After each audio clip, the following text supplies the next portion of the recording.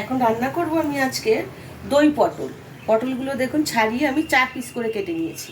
এই পটলটা দই পটল করার জন্য লাগছে, আমি দই নিয়ে নিয়েছি ছোটো বাটির 1 বাটি, পেঁয়াজ কুচিয়ে নিয়েছি, পোস্ত আর সর্ষে 2 চামচের মতো বেটে নিয়েছি, আর কাঁচা লঙ্কা কুচিয়ে নিয়েছি। নুন হলুদ তো লাগবেই, একটু মিষ্টি লাগবে, আর গরম মশলা ফোড়নে দেবো। এটা আমি সর্ষের তেল দিয়ে বানাবো। গ্যাসটা এখন জ্বালিয়ে নেব। আমি পটলটার মধ্যে আমি এখন হলুদ আর নুন মাখিয়ে নেব, মাখিয়ে ভালো করে ভেজে নেব।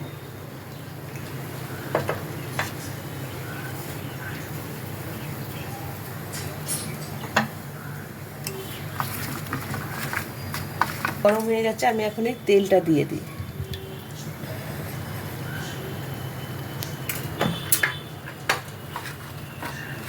পটলটা ভালো করে ভেজে নেব, নিয়ে তারপরে আমি রান্নাটা করি।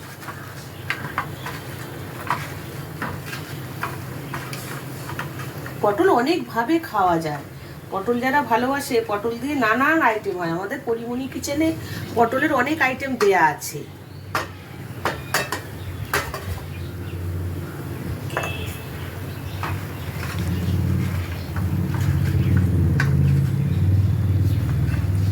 তেলটা গরম হয়ে গেছে, এখন এই পটলগুলো ভেজে নেব।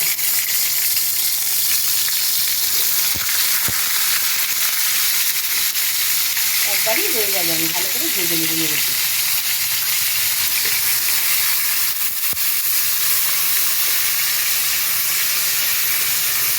গোটা গোটাও করা যায়, গোটা করলে একরকম স্বাদ, আর এইভাবে কেটে করলে আর একরকম স্বাদ। খেতে কিন্তু খুব ভালো হয়, দুটোই দুটো দুরকম স্বাদ হয়।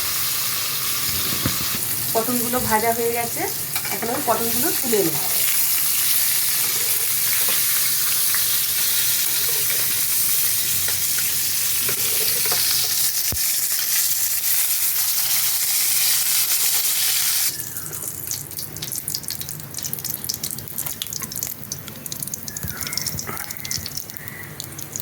পটলটা ভেজে তুলে নিয়েছি। এখন এই কড়াইতে একটা গোটা লঙ্কা, একটা তেজপাতা দিলাম, আর একটু গরম মশলা থেতো করা ফোড়নে দিলাম। দিয়ে এখন পেঁয়াজগুলো দিয়ে দেবো। পেঁয়াজগুলো একটু লাল লাল করে ভেজে নেব।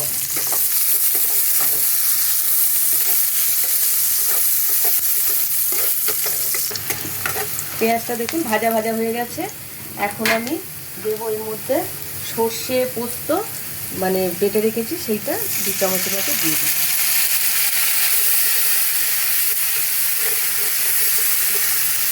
এটা আমি কাঁচা লঙ্কা দিয়েই করবো, যে কাঁচা লঙ্কা কুচিয়ে রেখেছি সমস্ত কাঁচা লঙ্কা কুচানোটা দিয়ে দিই।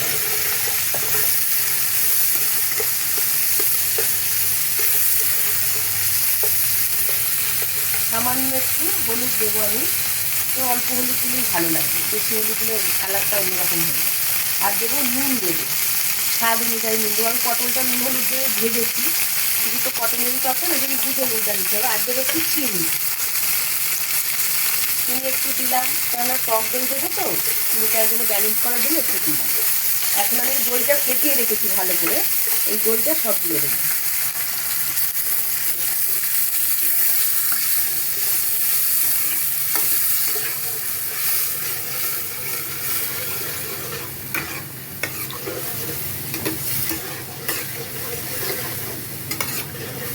একটু ভালো করে ফুটে যাক, তারপরে আমি পটলগুলো দেবো।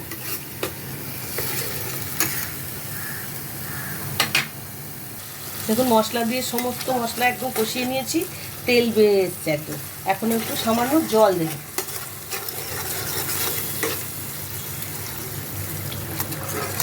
এটা একদম শুকনো শুকনো হবে, আর বেশি জল লাগবে না।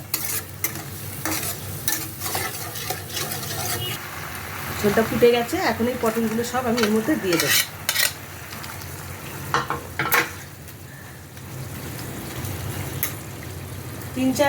তিন মিনিটের মতো আমি ঢেকে দেবো।